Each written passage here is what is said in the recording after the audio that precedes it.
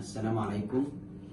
لو عايز اي حد يعمل لك اي حاجة انت عايزها ويكون حابب ان هو يعملها، في 5 احاسيس لازم، او في 5 حاجات لازم الكل كلنا بنحبهم، كل الناس بتحبهم وبتحب ان هي تعملهم.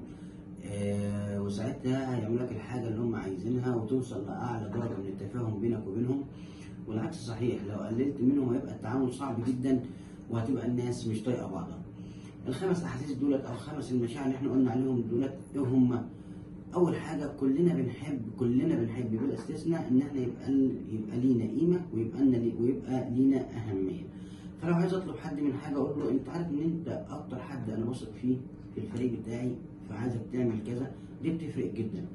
تاني حاجة، كلنا بنحب نبقى الدنيا واضحة قدامنا، بنطمن لما نعرف الوضوح، بنطمن لما نعرف الدنيا أولها إيه وآخرها إيه. يعني مثلا هاجي أطلب حاجة من حد، أقول له إحنا هنعمل كذا كذا كذا كذا، في أول أسبوع هنعمل 1 2 3، وفي تاني أسبوع هنعمل 1 2 3، وهنسلم كذا. يبقى لازم أعرفه الخطوات اللي هنمشي عليها عاملة إزاي.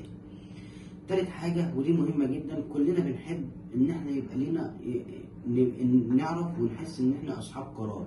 مفيش حاجة إحنا مغصوبين عليها، أحرار في الحاجة اللي بنعملها. يعني مثلا هاجي أكلم حد بتاسك أقول له خد اللي أنت عايزه واعمله بالطريقة اللي أنت حاببها أو اللي أنت عايزها، وهننفذها كذا أو هنسلمها كذا. فأنت صاحب القرار، خد اللي أنت عايزه، خد اللي يعجبك ونفذه براحتك.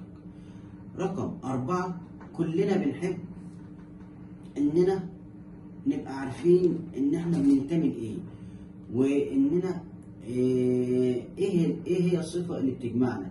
يعني كلنا بنحب الانتماء وكلنا لينا حاجه معينه بتجمعنا. فلازم زي مثلا لو انت اهلاوي، لو انت زملكاوي، لو انت مش مصري، لو انت، الانسانيه نفسها ده انتماء. احنا بنجتمع كلنا في صفه الانسانيه، ان احنا كلنا بني ادمين يا جماعه. فلازم يبقى في ثقه ما بيننا، لازم نوصل ان احنا شبه بعض، لازم نعرف ان احنا كلنا شبه بعض وبننتمي لبعض.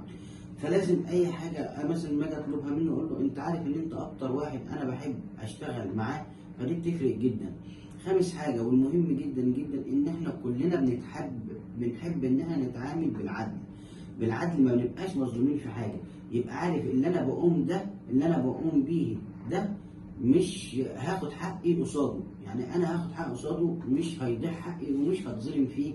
وديت حاجه مهمه جدا. ودي شويه نصائح قدمناهم ودمتم بخير.